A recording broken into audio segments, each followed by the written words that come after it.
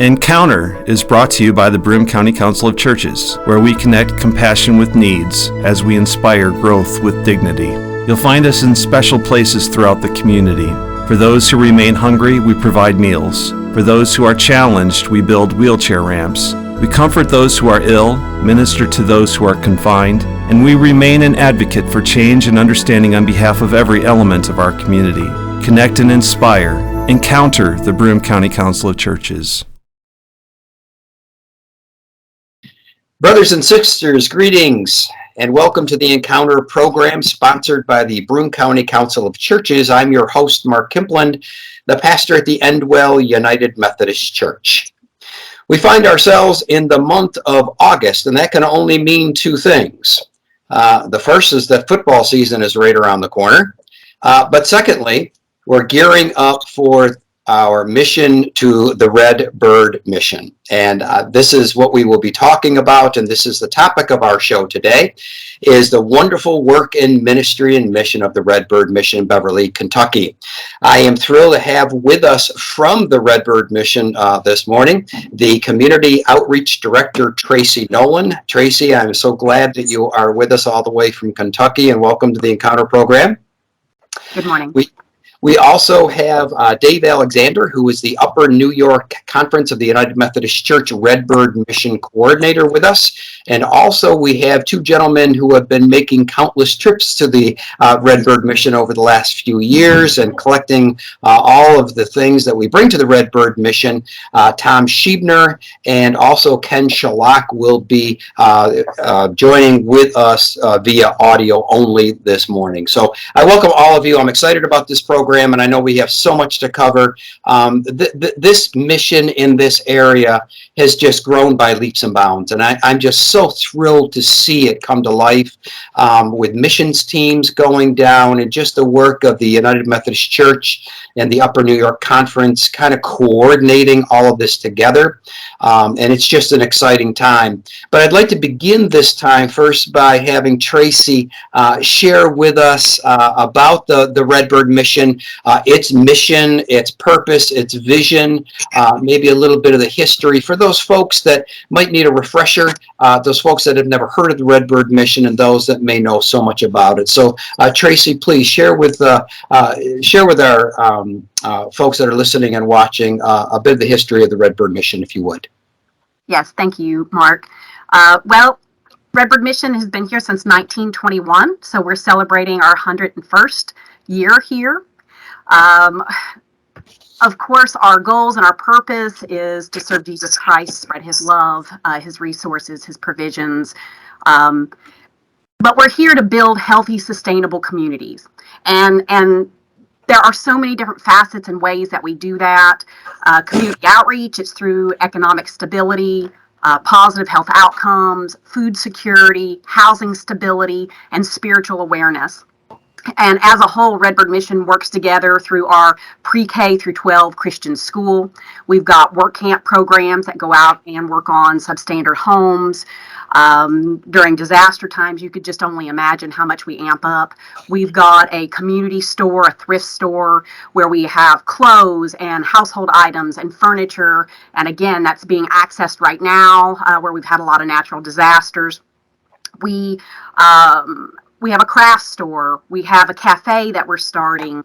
We do farmers markets, a certified kitchen and certified farm market to help people sell their value-added products. We have agriculture programs going on, food banks, commodities. Last year, we served over 100,000 meals in this community. Just to give you an idea, we are serving over 10,000 people in so many counties, but primarily Bell, Clay, and Leslie counties, which are some of the most impoverished counties. They're all distressed communities. Shortage of healthcare providers, access to healthcare. So it is so important that Redbird Mission is here, and we need everybody on this call to support us through prayer. It's really challenging. It's overwhelming, the case management and the social determinants of health that we're helping people navigate and address and solve just so they can have access to care. We're growing. I think you'd like to hear that we're growing and better meeting the needs. We've got new partners in mental health. So we've got telehealth services, and we're getting ready to open in-person counseling services, working with Cumberland River Behavioral Health and Mountain Comprehensive Care. So we're very engaged and active and involved in people's lives. We are the people. We're serving one another. We're here in ministry. Our kids go to the school. We use the clinics. We live in this community. We attend church in this community. So we need the engagement from the larger body, the larger church, to stay here. It is challenging. We need the in-kind support. And that's what this partnership's all about. And I can't thank you all enough. It's almost like, well, it's not almost like, we know. God knows all things before they happen. And this last year was the largest donation of not just shoe boxes, but personal care items, hygiene items, and cleaning products. Wow. So we had a bounty to share when these natural disasters came, and we did. And that outpouring of love went out. So your hands and feet travel far this year. God is good. Thank you for sharing that. That's just so exciting to hear that there's growth and there's things that are happening. That is just so very, very, very exciting to hear. And one of the exciting aspects of me personally is that to hear this and to see what Tom and Ken and Dave and the folks in New York have done comes a long way from about 4 or 5 years ago. The Redbird mission was a trifold on our ministry table. To go from a trifold on a ministry table to where we are now. And a large piece of that is in thanks to Dave Alexander. Dave, just on behalf of everybody, we thank you for all that you have done. But can you just share some thoughts, some personal reflections about your involvement over the past many years with the Redbird mission and what it's done to you spiritually? I think we have, our church has been involved at first as a collection point for the Redbird mission. When the Wyoming conference was in here, we were the place where people came and dropped their shoeboxes off. Then in 2014, we became active as far as not only collecting shoeboxes in those areas, but making the trip down to Redbird mission. And it was an eye-opener to go down. And actually, I mean, the first year we kind of took some of the back roads going into the mission. Our eyes were opened up when you saw how people were living, and it made you feel what you were doing was very important and you wanted to do more. And I think that's, our whole team feels the same way, that we know that we're helping people as we drive down there and you see the way the conditions are. It's just amazing. You don't realize here, we're in the United States, why are there areas like this still? We're fortunate we live in an area that we don't have the poverty that is down there. And it's really, it bothers you when you go down and you see it, but it gives you a feeling that you can see that you're doing good, you're helping someone. And that's the whole thing. I mean, I get questioned quite often, why are we doing the Redbird mission? Why aren't we doing something for our own local community? And my answer is, you need to go with us sometime and see the conditions down there. We're blessed where we are, but to go down there and you see how people are living, they depend on what we're doing. And I feel fortunate that we can do everything and take as much as we can down there, because it is helping the people down in Kentucky, and we want to continue doing that. Yeah. Thank you, Dave. Well, one of the awe-inspiring things, and I kind of direct this to Tracy, that I see here locally is at times mission work or things that you do year after year after year after year, the passion kind of wanes. That's not happening here. It's increasing. Just as the Redbird Mission in Beverly, Kentucky is growing by leaps and bounds, so is the excitement and the passion growing here. And so I'd like to get first to Tom Scheibner and then to Ken Schlock. Tom, the passion does grow every year, even though the mission is the same and such things. What keeps you going with this? What gets you out of bed in the morning, knowing that within a few months you're going to be making that trip again, and within a shorter time you're going to be traveling probably all over the state collecting things? What is it about for you that keeps you so passionate about this Redbird mission? In my feeling and mission as a Christian, it's the people, the direct contact of all the people involved, whether it's churches throughout New York that we visit, and they are thrilled to have this program to support.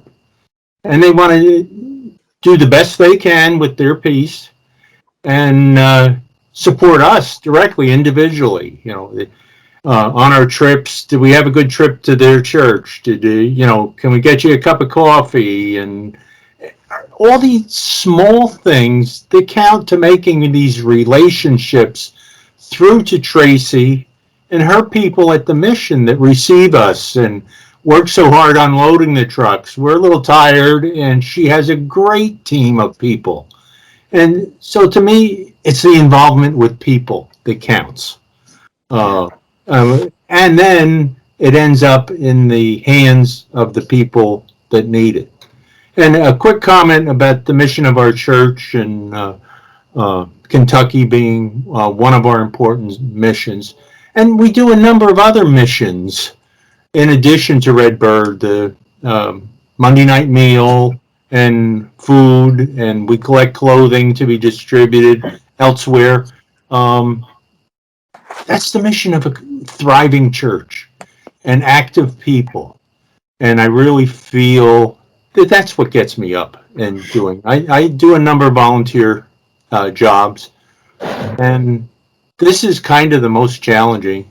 The other ones are kind of simple tasks once a week or whatever I happen to be scheduled. But this, as you asked, this gets me going. Yeah. I truly enjoy it. Yeah. And the people is it, because I'm helping people and I'm working with many folks along the way, and each person is an important piece. Yeah.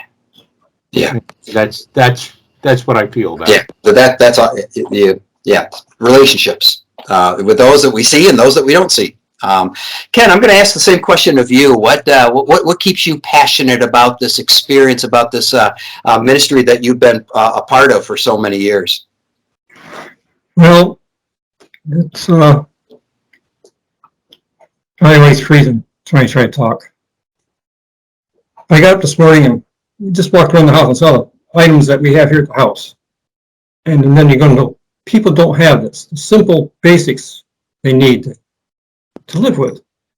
So we're blessed. They're not. They have issues where they can't, the jobs are not there.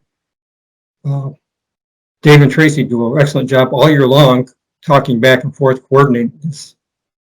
And it's amazing to me that the people donate so much of their time, effort, filling the shoe boxes. Ladies are out there crocheting, knitting things, blankets, gloves and hats for people.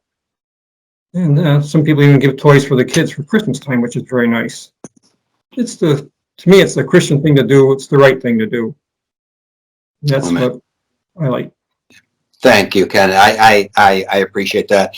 And I think we all would be overwhelmed to know how many layers of relationships and people are involved in all of this. It would probably just blow us away. But as we're looking at December or the later part of the year, as the team prepares to make their trip down, Tracy, I guess what I'd like to ask you now is where we are right now, where you are. and all the myriad of things that you're involved in, what is the greatest need? How can we begin to set up our process up here in the great Northeast? What can we do, and what do you need that people might be able to hear that they can begin that process of putting things together? Mark, I appreciate that. You all have a very effective plan. Dave and I have been working at this and tweaking this and engaging with the people of what their needs are. And so they look forward to receiving what you're putting in these shoe boxes. They count on it. They need it. They're consumable items for the most part. And some years, some of the churches have extras. Like once they put their shoe boxes together, they've got a couple of boxes of just miscellaneous extras. They didn't have enough to make whole. Send those too. What Redbird Mission does with those pieces and parts throughout the year, we put it in our emergency food boxes. And I can't tell you how many families will come a month or 2 or 3 months later and say, do you have any more of the hygiene? Can I get a hygiene kit? Can I get a hygiene box? They need these items. A lot of our families are living on food stamps or very limited income, and the only thing they can buy with food stamps is food. You can't get toiletries, you can't get hygiene products, you can't get cleaning products. So just keep those things in mind. So yes, we absolutely need the shoe boxes as you're sending them. Last year, I did not have enough adult shoe boxes. I have a lot of older adults and persons in like adult day settings, and we work with the sheriff's department that goes out and does friendly visits with these boxes. So they're a nice entryway. Even some of the churches, they'll go out and do their outreach in the neighborhood and try to build and grow the church by going door to door and taking these as a welcome gift. So I definitely serve children 100%, yes. But I do like having some adult boxes, and I don't get enough of those to fill the requests I get. I give them as, you know, as far as they'll stretch. But if you have additional cleaning products or hygiene products, just miscellaneous, please send those. We have shared a lot of what was in our extra stock to help with the recent natural disasters. So I am getting low on those items. I'm going to be able to have what I need to pack for Christmas for this year, and then I'm going to be completely depleted. I'll have nothing to help the families going into the first of the year. So if you do have extra things, please consider that and send that down. Awesome. Friends, we are thrilled today to have Tracy Nolan, the Community Outreach Director at the Redbird with the Mission in Beverly, Kentucky, and also Dave Alexander, Tom Scheibner, and Ken Schlock, who have played such a major part in this ministry here in this area. Dave, it's interesting to see the things that Tracy is talking about on the ground and how they do all of that. And I want to ask you a similar question, being where we are and all the preparation and the work that goes in. What can you share with our listeners and our viewers about our plan? What do you see as the process where people can get involved, and what should they be thinking about? Tracy just did a great job as to their needs down there. How do we then coordinate that up here? What would you like to tell our viewers and listeners? Well, I think we've done an initial email out to all the churches in the Upper New York Conference, and the conference itself has been very helpful in putting things in their newsletter. I am getting phone calls on a constant basis from people saying, what can we do extra? And I think this year we are going to have the ability to bring a lot more extra things. People are talking about cleaning supplies, blankets, sheets, more than what I've heard in the past. And that makes me feel good. I mean, we're telling people we would like this stuff because you can't pack the cleaning supplies in a shoe box. That's not quite what you want. But if we can take cases of cleaning supplies, we've already, I think, we've moved, I think, close to 4 pallets of cleaning items and personal hygiene items over to our storage area already.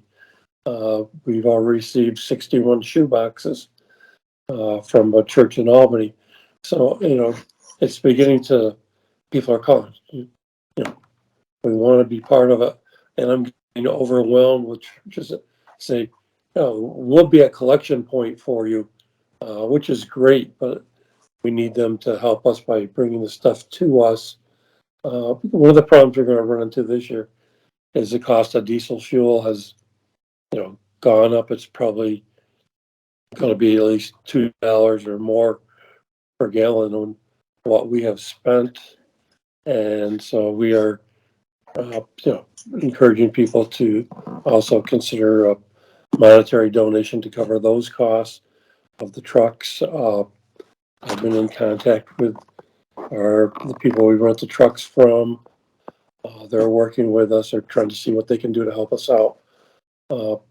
And I just secured another driver the other night who wants to go with us, is excited to be part of this. So, I mean, I can just see the feelings. People are really, this is going to be a good year, I think. And not mainly because of the flooding down there, but people are really looking forward to being able to help somebody. And I think we've played up what it's like down there. And I think last year's encounter program that we did with Tracy and her talking about things, we played up the fact that you could go and watch that. And a lot of churches played that to their members. And that's going to help us this year because people are connecting a voice to where it goes. And I don't want to take something from Tom, but I know in the past, when we're down there, we've actually, while they're unloading, we've seen churches and pastors come and pick up shoe boxes. They're walking out the door. We're bringing the stuff in, and they're actually walking out the door. Do you know what kind of a great feeling that is to know that what you've taken down is being used? It's amazing. And God works in mysterious ways. And I think we are lucky that we are part of this and we continue to want it to grow. So, Yeah, that's awesome. Now, Dave, I just want to, and this is also a question. We're still looking early part of December and such things as to making that trip, or has that date been set? yeah, we're aiming to leave at the Monday after Thanksgiving Okay. to head down there. Probably a 4-day trip for us to go down. And I'm hoping, I know the way it looks right now, we'll definitely have two 26-foot trucks Okay. of materials. There very well could be more stuff to go at a later date. One of the things which I have found, and anybody out there that's watching the program, if you have a contact or know of somebody that works at a dollar store or Rite Aid or CVS, contacting these people and say, hey, when you are changing products over, and instead of sending the stuff to heaven only knows where they send it, would you donate them to us and we will take them to Kentucky? That's where we are coming up with a lot of our stuff. We have a local pharmaceutical company who is donating products that are coming off their shelves, and everything is still, date wise is good. So we're being able to take that and get it down there. That's what, we can always use more people. If you know someone, talk to them and see. I mean, the dollar stores, they're going to be changing things. And the one year we actually got blankets and stuff from one of the dollar stores because they were sending them to someplace else. So I said, hey, what about us? And so that's what we need to do now, is just encourage people to really ask other people to help. And it's not only now the Methodist Church. We've got some Catholic churches. We have a Baptist church, 2 Baptist churches I know that want to be part of this. So, I mean, I think people have heard what we're doing, and it's no longer just a Methodist thing. Some of the other denominations have heard what we're doing and want to be part of it. So that's a great thing. Sure. Yeah. Yeah, the coordination that has grown over the last few years has just been incredible to watch. It's just exciting. But I know that Tom and Ken, when the calendar turns to about late October, early November, log a lot of miles picking up things, and we thank the churches that have agreed to be drop-off points for us, which is a great help. But Tom, I want to get back to you and Ken. If there's something else that you wanted to share, a pearl of wisdom as you're making those miles in the vans and the trucks and such things. I've seen after a long day, and you guys head back to the warehouse and unload it and such things, and those are long days. And a lot to it. Is there anything else you want to share with our folks today, a pearl of wisdom about the work that you're doing and that we're all doing together? Well, I don't know if this is a pearl of wisdom, but continuing with my comments, the people that we share the story with in these travels to the churches just get so excited to hear that that's what we're doing. And it puts a smile on their face and telling us what a good job it is. And that's pretty much what it's all about. Yeah. Yeah, to know that, and this is the history of the church, as I understand it, and I don't want to be preaching here. That's not my job as the host. But the idea that in the most difficult times, it's when the church has done its best work. On the heels of COVID and all of that kind of stuff that's happening, people's hearts are in the right place and want to help. Ken, is there anything? I'm going to give you another shot here. Is there anything else that you want to share?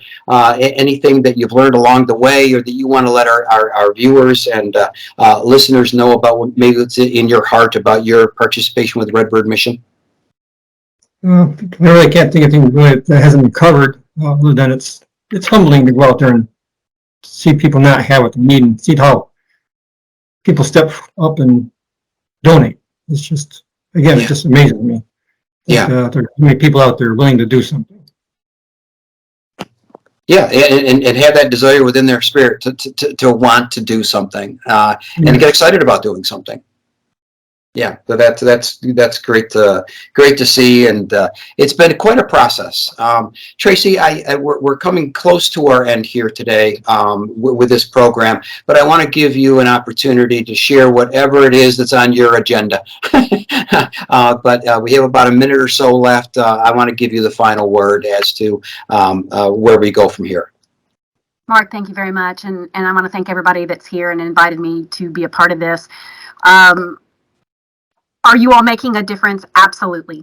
Redbird Mission by ourselves and with the donations that are coming in, we served under 500 people for Christmas. You all helped us serve an additional 3,000 people that we would not have been able to touch. And they're people that count and need these basic goods, these basic hygiene. And then the children absolutely light up with the toys and the gifts that are inside that they would not have gotten for Christmas. We host a little event at the store where we have Santa and we give out your shoe boxes, and the store's full of children to get their picture with Santa and get a shoebox. And they are so grateful and thankful. So God bless you all. Have a wonderful holiday season that's coming up.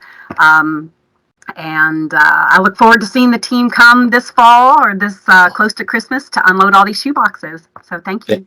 Fantastic.